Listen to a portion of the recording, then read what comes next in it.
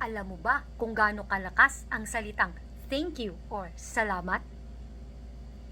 Minsan kasi, sa buhay natin, masyado tayong busy at nakakaligtaan natin magsabi ng thank you sa mga simpleng bagay. Katulad na lamang ng mga taong nag-aabot ng bayad natin para maibigay sa manong driver, o kaya yung mga basurero na naghahakot ng basura natin, o kahit yung mga magulang natin na nagluto ng pagkain natin at nagsakripisyo para mapag-aral tayo. Marami po tayong bagay na dapat ipagpasalamat. Hindi lang po natin napapasaya yung taong pinasasalamatan natin. Higit sa lahat, napapalaki natin at napapalakas natin ang ating mga puso. Para siyang magic.